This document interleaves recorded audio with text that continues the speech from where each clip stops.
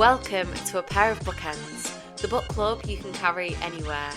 I'm your host, Hannah MacDonald, and I'll be bookending the conversation with some of the most exciting voices from the bookish world. Hello and welcome to another episode in our debut Spotlight series where we shine a light on the freshest authors and their work.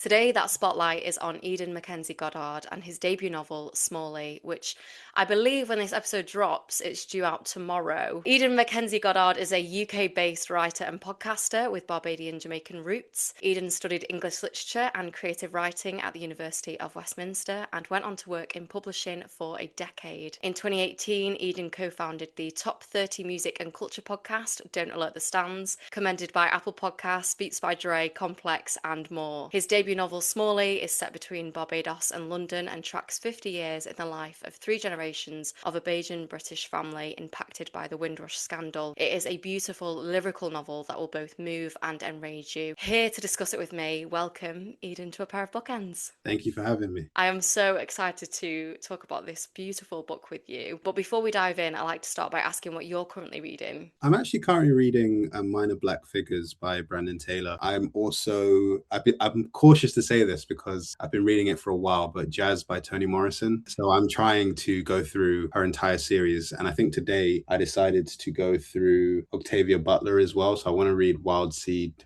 at some point. I ordered Parable of the Sower from Afrory books in Brighton as well, so that should be arriving soon. Yes. But yeah, I'm reading quite a few things. I'm one of those people that I'm quite an emotional and moody reader, so I need something at different times, I guess. So yeah, that's what I'm reading. Such a good selection. Also, it's Afrory books, isn't it, that you just mentioned? Yeah, Afrory, yeah. Yeah, I came across their story this week and we spoke about it on the Patreon episode that I think we're releasing tomorrow. But I think their story is amazing and they've now got a new membership model, and I'm really glad that they're receiving the support that they deserve. So yeah, I will link them in the show notes if people want to go check them out. I have heard in terms of Brandon Taylor's book that it is his best yet. Really? Okay. Yeah, that's what people are saying. I haven't got round to it yet, but I do really love the way he writes. So yeah, I'm really excited for that. It's my first time reading him, to be fair. I do think I'll invest in some other of his books. I think he's written two others.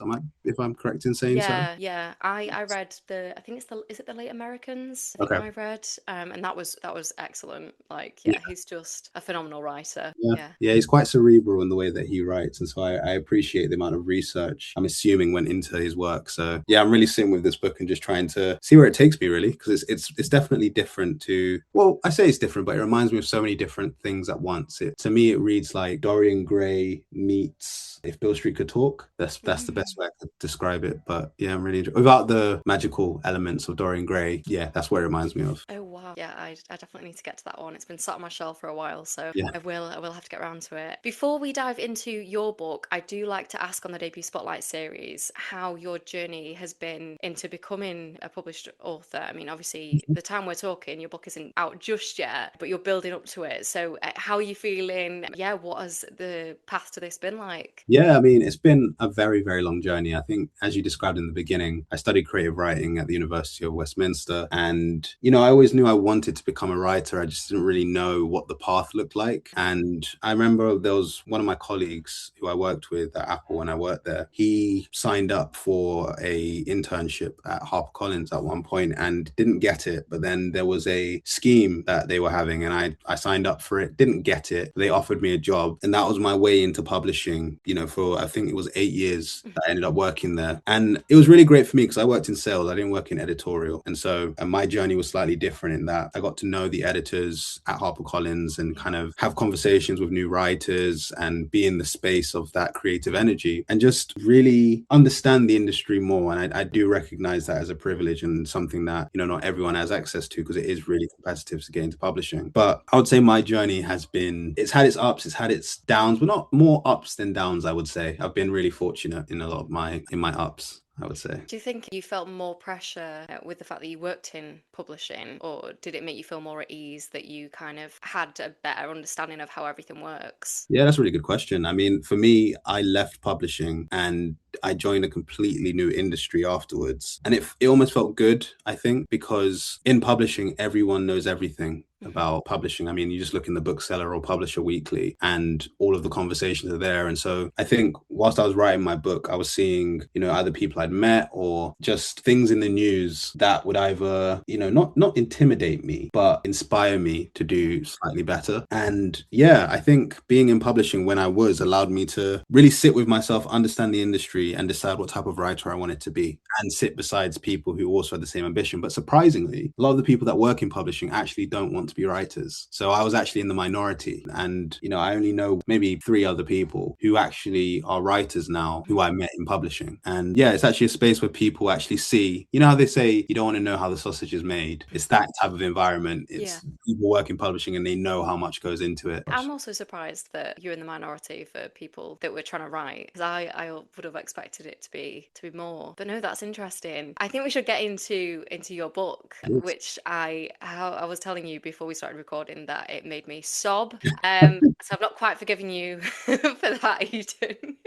But I know that I briefly mentioned in the intro what the novel is about, but do you want to tell us a little bit more about the premise of Smallie? Yeah, sure. So Smallie follows a family, Bajan family in Barbados. Some people say Barbadian, Bajans say Bajan, but I understand why people use Barbadian. So it follows one family across 3 generations. Lucinda is the protagonist of the earlier editions of the book. She travels to London from Barbados following her lover to ultimately reunite her family. She left behind her child. And what follows 50 years later is a letter from the Home Office saying that she has no right to remain in the country.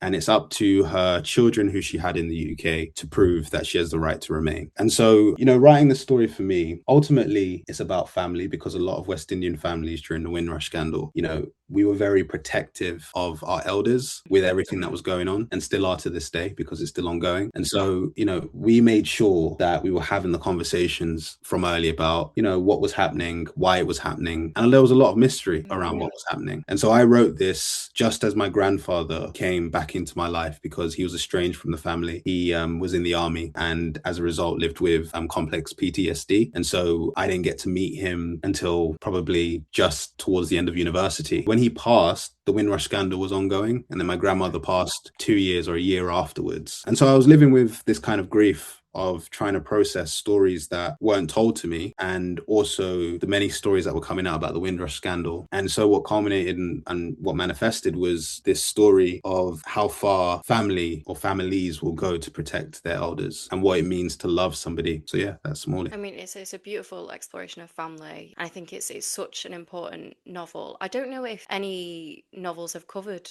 the Windrush scandal yet. As far as I know, I haven't come across any. No. And I think it's definitely marketed as the first, but I'm not entirely sure, if I'm honest. I don't think I wrote it to necessarily be that person, but Well, there it's will a story definitely. that needs to be told, isn't it? So Yeah, most definitely. It's part of British history now. It's part of West Indian history. yeah. So, and it's now part of world history because of what's happening around the world with immigration. Yes. So yeah. Yeah. No, I mean, it's a very timely topic that needs to be spoken about more. I want to ask you first about the title Smallie, because it references the nickname that's given to your protagonist Lucinda. Yeah. And I'd love for you to tell us what the meaning is behind the word Smallie. Yeah, sure. It has multiple. So I'm Jamaican and Bajan. So my mum has Jamaican heritage, my dad's Bajan, and Jamaicans are seen and describe themselves as the capital of the Caribbean. And then everyone else, they're essentially smaller islands. And so the term that came about was Smallie. So a Jamaican mainly, it's not always just Jamaicans, will call Trinidadians, Bajans, and other islands Smallie. But it's also a phrase that men will use to call other women. Like they'll say like Wagwan Smallie, for example. And so when I came up with the phrase, I tried, originally it had multiple different names. It was called originally When Chandeliers Fall. It was called Of 10,000 Forgotten Poppies. And they were all just like mouthfuls. It was just not working. And I remember one time I just sat there and I just thought, what if I just call it Smallie? It's a word that we say as a joke in my community, but also it defines this view of almost trying to label what's smaller and recognize it as smaller and keep it small. But it's funny because Jamaica is the Smallie of Britain.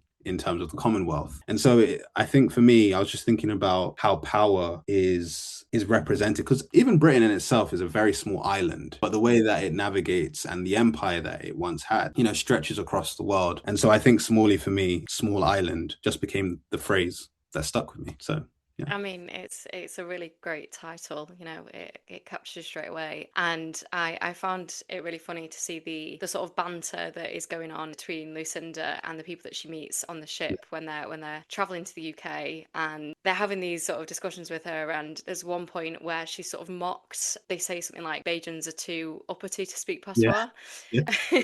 which I found really funny. But I wondered how you would describe the Bajan people and culture. Yeah, that's a really good question. So Bajan people are some of the kindest people you will ever meet. They are very respectful. Like, one thing that Bajans are known for is good night is a greeting. And I found that very strange when I went out there. I remember I was going to see one of my cousins in Barbados. We went for a family reunion in 2013. And we were walking in the dark, and this lady, I still don't know who she was, but she came out of nowhere and she was like, good night. And I just thought, I didn't think to say anything. But then my cousin told me, oh, that she's saying hello. And so they're very kind, loving people, very Christian country or island, and they're just there to really have a good time. Like I said, respect and justice is a big thing within Barbados. And Mia Motley, who currently leads the country, just won an election as well for the third time. She is a voice and beacon for change globally, and she's become that on so many world stages, not just in Barbados but around the world, with the movement that she's made to separate herself from the Commonwealth and the monarchy. So, long-winded answer, but actually it's a very good question, because I'm Jamaican and Bajan, and I easily could have written this book about Jamaica, which, I know I shouldn't say this, but Jamaica is the more recognized country to a lot of people,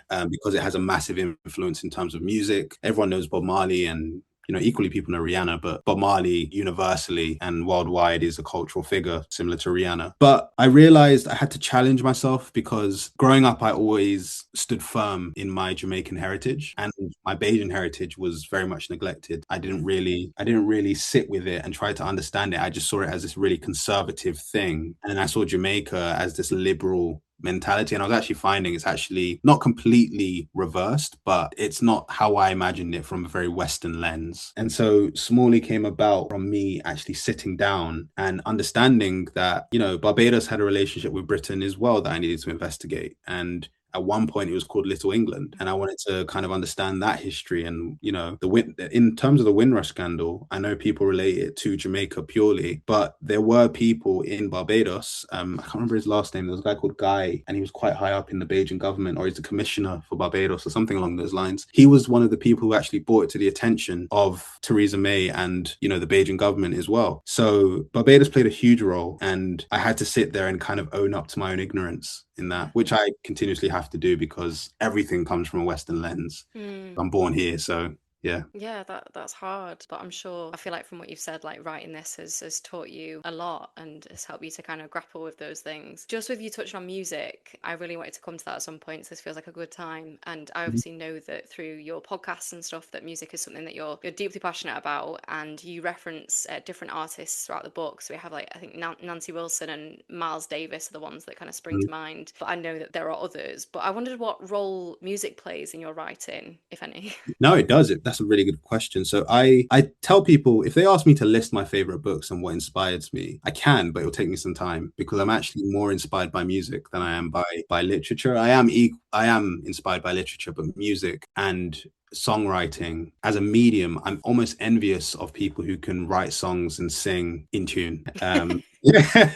Because for me, I hear something like an Olivia Dean, for example, or just I'm fascinated by Kehlani's Folded at the moment, and what makes that song so emotional, and just R&B in general, because I study it to really understand what it is, because they ultimately have to do what writers do, but in a shorter amount of time. And there are some just incredible songwriters out there who have really mastered writing, but we don't consider it as literature or something to be considered as poetry or literature or whatever it is, because maybe of who's singing it or what the song is about. And so I think music has played a huge role in who I am as a person. My wife likes to joke and say I'm addicted to sad songs, but Aren't we all? Exactly. I think it's more like I just really appreciate the vulnerability. I Yeah. appreciate being able to sit with someone and recognize that we all are able to dip in and out of that space of sadness and happiness and all these different emotions. And I think music is one of the only mediums or tools in the world that can actually affect you emotionally and almost affect your decision making. And it's why it's used as like songs in the army, for example, like battle cries and stuff, but equally why it can change an entire environment and the ambience of a space. And so music has always inspired me, and it will always inspire me. I think the way you're able to sort of dissect and appreciate music, I think the ability to do that is something really special. And I don't think a lot of people are able to do it at the level that you can. So I really admire that in you. I think we had a brief chat on Instagram once about A Couple Minutes by Olivia Dean. And just everything you were saying was so smart. I was like, I feel like I am just not intelligent enough to. I really wanted to say something like really intelligent in response in terms of music, but I was like, I feel like you've got a much better understanding than me of how this think, works. I think we all interpret it differently. So I Yeah. think your opinion was equally, as smart. I'm putting that in quotation marks. I think I probably have just listened to that one song too many times. That's what it is. No, I love that. There is a line. I mean, there's so many lines and quotes from your book that I folded on pages and I was like marking out. Sorry for doing that to your book, but No? it's a show of appreciation. But there is one line that really stayed with me. It's in here, silence is not the absence of noise, but an echo of your own panic. And I don't know why that line from your book just absolutely took me out. I thought it was amazing. But it really made me think of like it, I don't know, for me, it really showed your love for music because it just felt like a lyric, like it could have come straight out of a song that Yeah, and I, I can sit here and say how much of an amazing writer you are, but I think to be able to do it at that kind of sentence level, like that's just an ability in itself. thank you. There's not really a question there. I just wanted to sing your praises. Thank you for that. I think I remember I'm currently judging a writing prize called Novel Beginnings, and one thing that I was asked recently was how to write a scene in a park, for example. It was kind of just a general question, and your question just reminded me of something I said, where it was ultimately that we never really sit with silence. I know we try to, but silence in most cases doesn't exist. Yeah. If you really listen deep enough, there's always something. And in most cases, if there's nothing, there's your heartbeat. And so I think for me, that line, when I remember when I wrote it, I thought about sometimes how silence can just be the sound of your own fears and what that means, because your heartbeat in itself has a different rhythm depending on what you're feeling and experiencing. And so I thought, what would this character be feeling in this moment, intimidated in regards to the person he's sitting across from and what they're about to discuss. And yeah, I remember writing that. It's so true. I mean, silence is, I really struggle with silences. So I think I felt slightly attacked when I read that, but it spoke to me. I really want to ask you about how you chose whose perspectives that you wanted to share with the reader, because I know that's quite a difficult thing to do, but you tell the story from multiple perspectives. You have Lucinda, you have her son Patrick, and then you have Patrick's son. In my Javan. copy, anyway, it's Patrick's son, Javan. Is it Javan? Yeah, Javan. Yeah. So you have those three perspectives. And I wondered, how you decided, how you landed on like those voices that you were going to share, especially with Patrick, because she has multiple children. So I wondered why his was the voice of that generation that you wanted to kind of run with. That's a really good. Yeah, I mean, wow. So I think It's a long question, sorry. no, it just made me think. And yeah, so I think with Lucinda, originally when I wrote this novel, it was from the perspective of a man and his wife coming to the UK. And it was from the man's perspective. But it just didn't really, I guess, work for me. I'm a bit weird when it comes to writing. I take ages to write something and my editor hates me for it. But it's almost like I know exactly how I want it to feel, not necessarily what I want it to look like on the page. And even if it doesn't necessarily work on a syntax level, I know the feeling I'm searching for.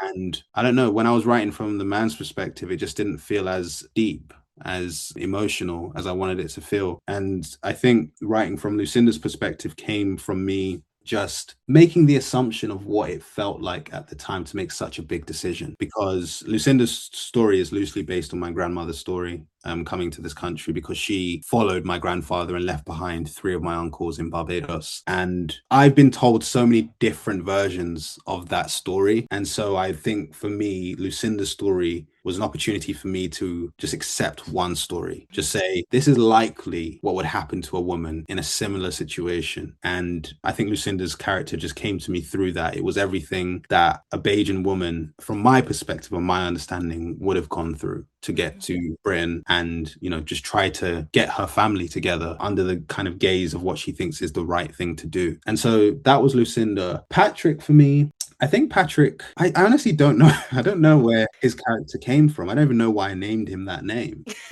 if I'm honest.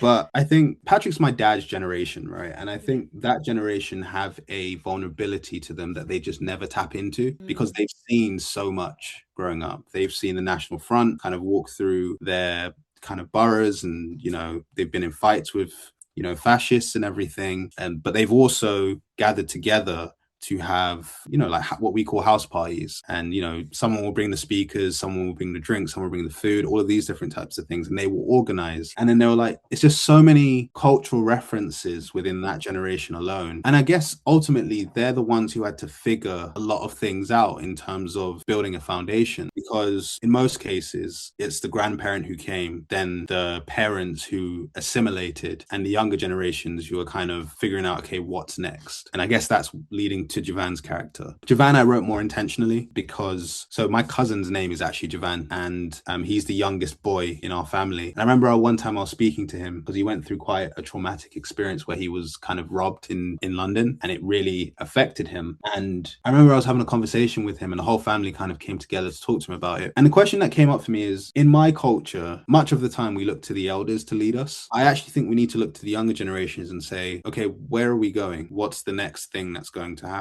Because ultimately they decide. We can listen to all of the tradition and, pass down all the recipes and all these different types of things. But what lives on is the want to honor those things. And Javan's character came as a writer trying to figure himself out under all of this chaos. And so hopefully that answers your question. Yeah, definitely. And Javan is the one that has the sort of creative streak in the family, and Patrick believes that Javan's got that from his own dad. Yeah.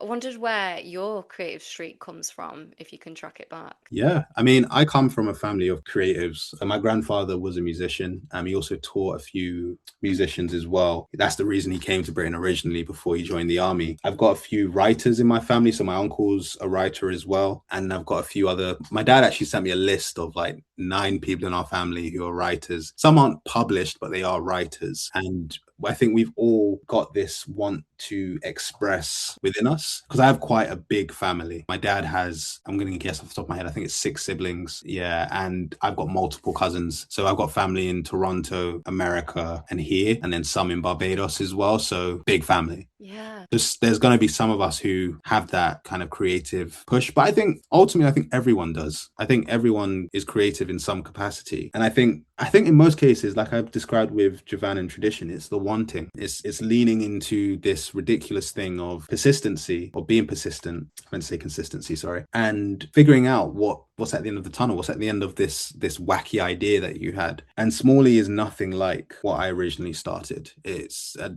completely different novel in every single way, different characters, different setting, different plot. And I can't explain why. I've tried, but I think it's above me. It's bigger than me, and it's not for me to define. I'm still figuring out parts of Smallie myself. I'm sure that you'll always be, every time you read it or come back to it or have conversations about it, you'll probably learn something new about something that you've wrote. It'll make you think of new things, which I think is a really nice thing. It's a great thing. It's ever evolving, isn't it? Yeah.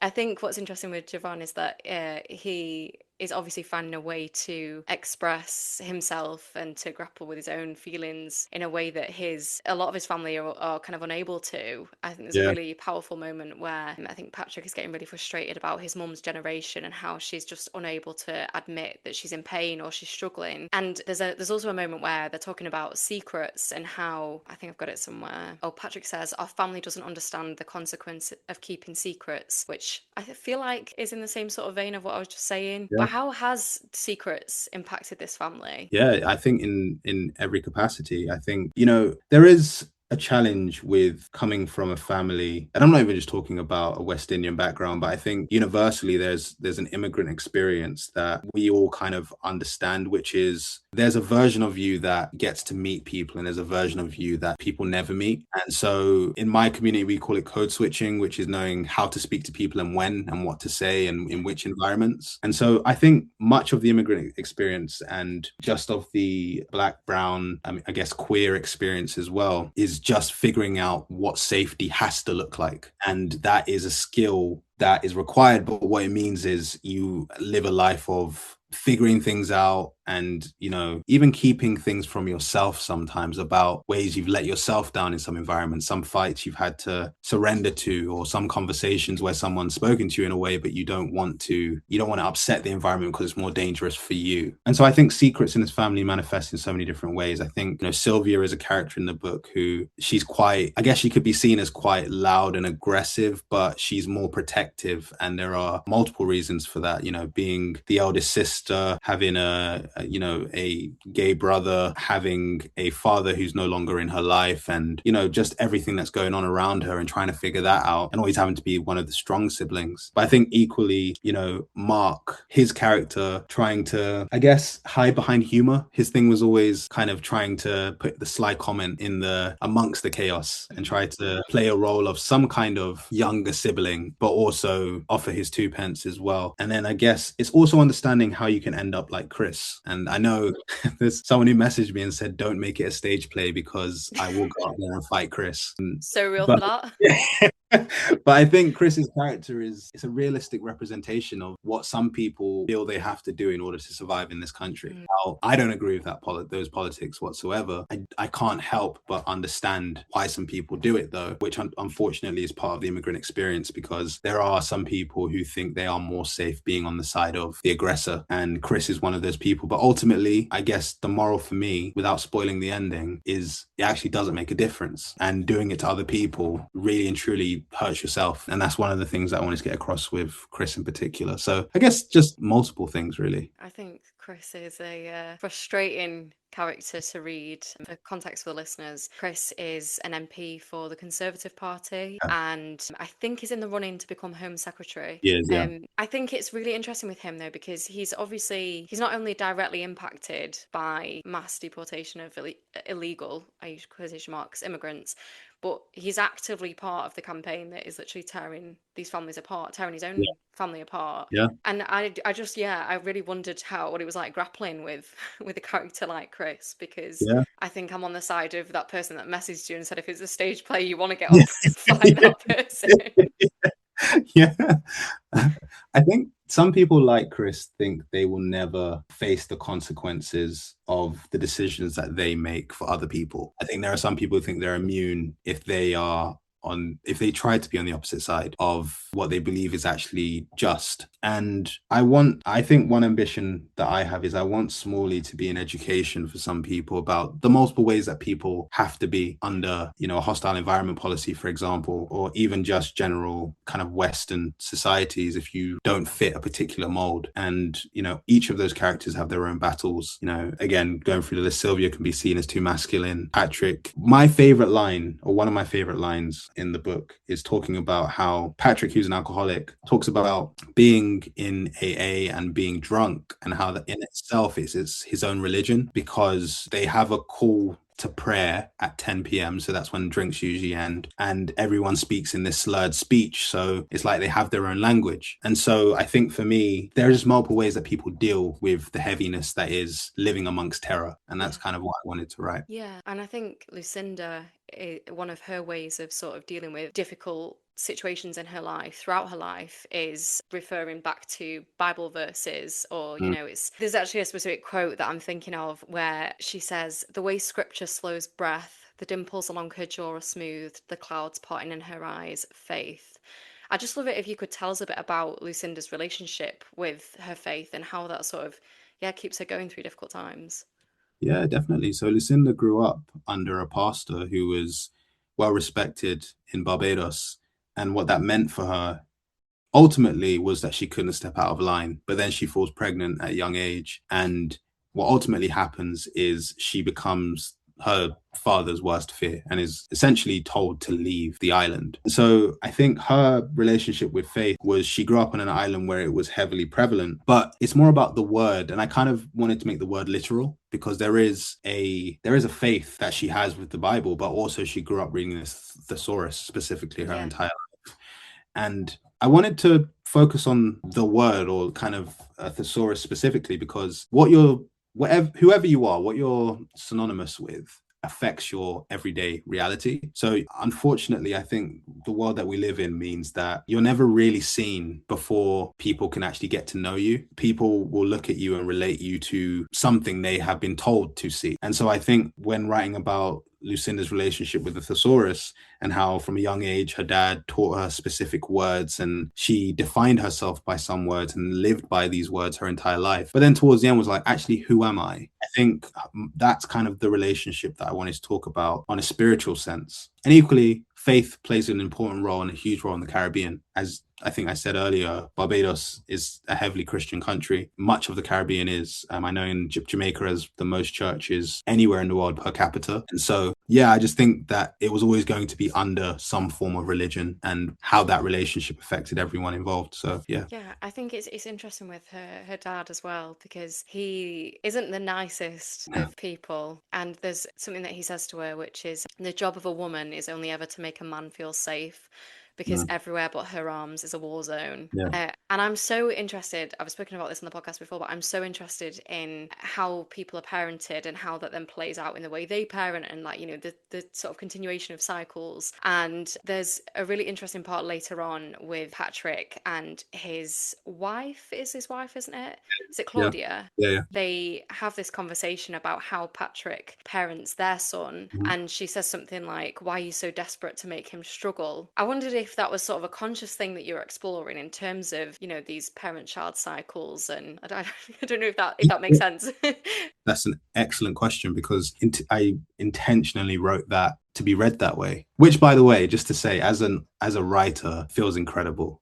I don't know if you've ever read Roland Barthes, but there's an essay that talks about how once a book is written, it actually no longer belongs to the writer. Yeah. So I think in terms of parenting, people parent under the conditions that they live in most cases. There are some examples where it's extreme and unacceptable, but in most cases, people do the best they can with what they know. And so I think on an island where, so many people are struggling, in the 60s in Barbados, and people are migrating to Britain to figure things out, one of the only things that was really keeping people safe was their faith. And I think the compassion I can give to Lucinda's father is he tried to make her rich in the only way that he could. One thing I wanted to do with him in particular was explore his story and ultimately how he became the way that he was, which was ultimately in relation to the Panama Canal. And if anyone does any research into Panama Canal, Barbados in particular played a huge role in building the Panama Canal, sent thousands of people to build it. And what happened was some of that money came back and people were able to buy land. But equally, it's similar to people going to war and coming back with some form of trauma. Some people came back with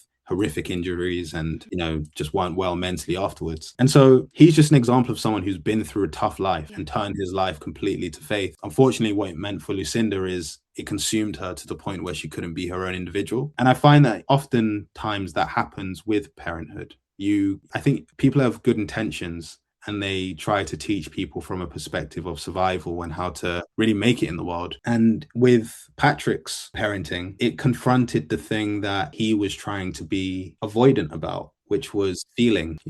Javan as a character is someone who expresses himself, and he's communicating this thing that he's feeling, this depression ultimately. And Patrick can't even compute telling a parent that he would ever feel that thing, because what would they be able to do ultimately? And there's an understanding in that, and it's a very relatable experience as kind of a son. I'm not a father yet, but that is something that I do think about, you know, when I've spoken to my wife about parenting and all these different, and you know, if we decide to have kids, I say that with an asterisk because her mum might be listening. Yeah, if we decide to be parents, what would we want to teach them? And we've had discussions, we've disagreed on some things, we've agreed on some things. But ultimately, I think it's also recognizing where a lot of our views are coming from and why we want specific things. So yeah, I think being a parent is hard generally. Yeah, it is. Yeah, I'm thinking about it a lot at the moment because me and my boyfriend are having the same conversations of like, what we're gonna want when we become parents, whenever that may be. But yeah, it brings up a lot, doesn't it? And you both have it in mind of like the things that your parents did that you don't want to repeat, and you have these grand ideas. But whether that will change when the child is here, who knows? Probably. Yeah. I wanted to touch on a quote that it's specific to a mother's connection to their children. I'm sorry, I feel like I've spent the majority of this interview just reading your words back to you, so apologies for that. It's a dream, so thank you for that. So this I absolutely love this quote. The streets of London are filled with the phantom children of immigrants. When you see a mother without her child, recognise you are not seeing her. You are seeing limbs that do, eyes that see, and a mouth that says, but she is not there. She is wherever they are. And I know that there's some people out there that will kind of wrongfully judge a mother's choice to move somewhere and have to leave her child behind. But I wondered if you could tell us a bit about this sort of complex, difficult decision that Lucinda has to come to in order to move to the UK and leave her child there. Yeah, I think I never try. Obviously, I'm human. I never try to judge a decision that somebody has made. Yeah. You know, there are exceptions to that, but equally, who am I at the end of the day? And I think when it comes to migration, I'm of the opinion that no one ever wants to leave their home. There's usually hardly any reason to, unless something has happened there to make people want to leave to begin with. Yeah. And I think there's a lot that had to happen for a mother to leave her child behind and do everything possible to bring that child over. I remember I was having a conversation with someone, and I'm trying to avoid spoilers here, but they asked me a question about Lucinda's son and they wanted to understand the conclusion a bit more. And I think I felt a bit frustrated, but I understood why I felt frustrated. I'm being really vague here. I think I felt really frustrated at them asking me that question, but I realized it's because I have a norm that they don't. My people, West Indian people, we don't get answers to a lot of things. We just live alongside questions. And so sometimes people have to make a decision and not really understand what the outcome is going to be. But in some cases, it's life or death. And I think when it comes to leaving a child behind, no one ever wants to do that. But in some cases, they have to have a better life for the child. And I think in this instance, Lucinda saw a better life and had the bravery or naivety, or however you want to read it, to try and make a change, try and do something different and create this vision of what she's told is supposed to be a utopia. And hopefully that's answered your question. Yeah, definitely. I think the really infuriating thing, one of the many infuriating things about the treatment of the Windrush generation is, that they were sold a lie, and, they were manipulated into believing that, their work was going to be appreciated and valued. And, they come over, they do the work, and they've helped to rebuild this country. And where was their kind of thanks for that? Instead, they were met with hostility. As we see in your novel, they're forced to live in cramped housing, living in these cramped places, and there's instances in your novel of police brutality. Again, I'm trying to be like not to give too many spoilers, but there are a lot of instances of like racism from employers. There's a lot of things that they have to go through. I wondered what the research process was like into that. Is this stories that you were kind of already aware of, or did you have to do a lot of reading and researching on it? Yeah, I was really glad when I could expense some of the books that I had to buy for this, because some of them were just, I remember I read a book on Jamaican Creole and it cost like £80, and I was like, Jesus, I was like, how am I going to do this? But yeah, there were quite a few books that I had to read. But one thing I want to say is, if anyone does plan on writing a novel, you don't have to read the whole book. There's the information you want is somewhere in there. And also there's a cheat as well where you can read some books, like the section you want on like Google Books, for example. I did that when I was a student. And I guess for me, the research came when I hit a wall and I needed to understand things. And I just had to understand why I was writing this particular thing. And so I would go out there and try and find the books, but also I would have conversations. I was really blessed to work with Windrush charity for a few months, kind of I went to a school to talk to school kids about Windrush and, presented about it on, I can't remember which anniversary it was. But I think through that, I really understood that there was a lot more that I wasn't considering about my journey here. And I don't just mean because obviously I was born in London, but I'd never really considered anything before my existence. I just thought we were always here. And I realized what here actually meant. And so researching for me was almost like unlearning, because I'm going to say this honestly. I remember I went to Jamaica for 4 weeks or something, and I was upset. I was like 10 or 11 because I couldn't find a Nando's. And it was like such a Western expectation, and I was just like, where's the Nando's? But I had to unlearn so much ignorance from being young and being born in Britain and calling myself West Indian but not really representing the Caribbean in any type of way, and not learning patois and not going to carnival. I've been carnival multiple times, been on multiple floats now and everything, and I really tried to engage with my culture. But the research came actually from the fun of rediscovering myself and my culture, my people, and what it meant really. But yeah, I think there's a lot of research that went into it. I spoke to an immigration lawyer called either Nicole and Nicola, Nicole Burgess, I think her name is. And she's currently working on a case for a woman who I've named her in the book, an 8-year-old woman who's still going through a appeal for the Windrush scandal at the moment. And I had a conversation with her just quickly, just to kind of understand her focus and everything. I did call multiple lawyers, didn't really work. Once I explained that I'm writing a fiction book, they were like, nah, we're good, thank you. But I spoke to her. I also spoke to a gentleman called Patrick. Can't remember his name, but he's got an OBE, and he was one of the people that actually coined Windrush Day. And so I had a conversation with him, just asking him about plausibility of some scenes and stuff like that. And I'm currently going through an immigration process with my wife because she's American and she's moving here. And so I got to really understand what type of information they ask you in the Home Office and everything through that. So there was just so many things were happening in my life at once. And it just so happened to help with the novel in some type of way. And so research does help, but also I guess living was a massive thing for me, just letting things, I guess, happen. Yeah.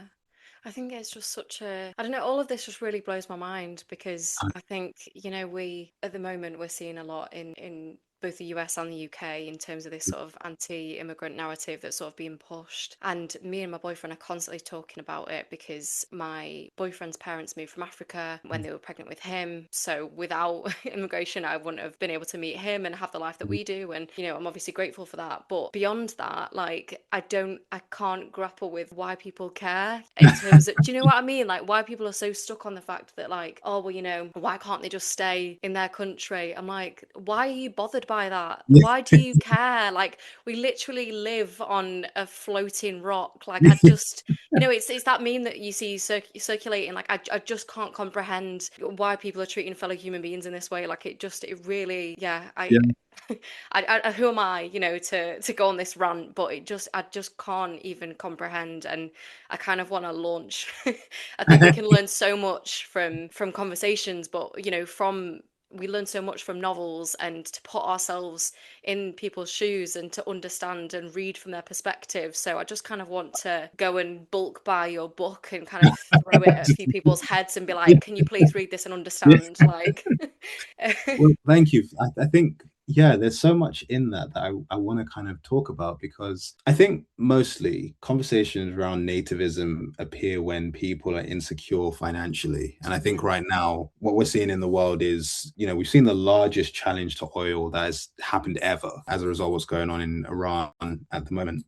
But equally, I think there's a want for community that people just don't know how to lean into. I think most times when I've heard people parrot kind of racist talking points or fascist talking points, it's for a want of something. And my wife and I always get in an argument about this, right? But I honestly say that most humans want the same thing. They want their children to be safe. They want to wake up in the morning and know that they're going to eat. They want to, they want basic necessities. And when someone tells you that your basic necessities are affected by someone who actually has no power over you whatsoever, but you have some way of bullying these people, you're going to bully these people because you want your life to be better. And that's a very simplistic way of looking at it. I And think it's a very generous way of looking at it it. is a very generous way. And unfortunately, I have been told I can be quite generous. But I think the other way to look at it is to just see some people as bad and some people as good. I don't think I as a human being could ever sit here and judge people in that way. Yeah, that's fair. I hope that there's redemption for most people. And so by understanding their motives and recognizing it as a human emotive and not I want to say divine or even demonic motivation, it gives more room for conversations about community, because we can actually give each other the things that we actually want, which is safety, security, and, basic necessities that we want in community. But yeah, I think equally, I want the protection of minorities in this country and in America and around the world. I think immigration is a wonderful thing and, continuously proves to be something that improves the country. In the States, I think it was like 50% of people who own businesses are immigrants, and also illegal immigrants are people who actually contribute, was it 56 billion or trillion? It's like 56 trillion in social security that actually doesn't get allocated because they're obviously illegal in the country, or some of them are illegal in the country, but the US government still keep that 56 trillion. I can go on a tangent and talk about immigration for the longest time, but I think one thing that I'm trying to do is say the protection of the immigrants is important, but equally, no one ever wants to leave their home. In most cases, people want to be able to live where they grew up, but there are multiple things, maybe poverty or violence or expectations and challenges to their truth, that means that they can't. I mean, what does it matter if they don't have any of those things and they just want to move somewhere? Yeah, exactly. And that. And that. Yeah. I Yeah. don't, I feel like because I am a working class white British woman, and it's a lot of I don't want to generalize, but there's a lot of working class white British people that think that, their financial security is, at stake if we Yeah. have more immigrants coming in, and that's just not the case. It's an ignorant way of looking at it, and they don't have the same issue with their friends that move out to Spain or Yeah. Dubai or wherever else. So it's a Yeah. whole thing. I could talk about this for hours, but Yeah. I appreciate everything that you've said on it, and I think you've articulated it in a way that I couldn't. So yeah, I really appreciate you going into all of that. I also wanted to say, in terms of your novel, that you have this amazing moment, without any spoilers, there is this explosive moment where a list of like names and stories of immigrants are kind of rattled off that are being these people that are being deported by the Home Office, and it's this really explosive argument. It's brilliantly written, but I just really respected that you mentioned these various accounts, because I do think it's important that we put faces and stories to these people. Yeah. Yeah, we need to remember that they are actually fellow human beings that deserve family and life and the Yeah. same human rights as everyone else. Yeah, thank you for touching on that, because I intentionally wanted to name them. I think the Windrush scandal in itself is a travesty, and the people affected were unfortunately put in positions where they didn't need to be in. If we're being completely honest, it didn't need to happen. And I think one of the things that upset me in particular about the Windrush scandal is the idea of the immigrant and everyone else who was almost fell outside the Windrush scandal. It's like they were further villainized as well. So a lot of the news were talking about how the people in the Windrush scandal were our neighbors and they work jobs and, they don't deserve this. And I agree. And I think the challenge for me is, what about the immigrant who doesn't have these things? Are we saying that they deserve to face going into the deportation center for months on end without knowing when they'll be released? What does it say when everything that we believe is wrong or right is based on whether the person produces something for society? Shouldn't being human be enough? And I think that's kind of the challenge that I have with the Windrush scandal and how these people are subjected to the harm that they are, which is why I also wanted to talk about just immigration in general when I talk to people about these things, not just the Windrush scandal, but immigration across the world, and how, almost for some people, it seems as though the Windrush scandal was deplorable at one point, but now acceptable for some people. And I think that's the conversation I want to have in present time. How can we create a system that is considerate for human beings with everything that's going on in the world currently? Yeah, So yeah. I could honestly speak to you for a lot longer, but I'm aware of time. So what I will say is that everyone should go and grab themselves a copy of Smallie. I will be popping a link in the show notes to get yourselves your copy, and I will also be popping links in the show notes to go give Eden a follow, as I'm sure there'll be lots of events and further conversations coming up about this incredible book.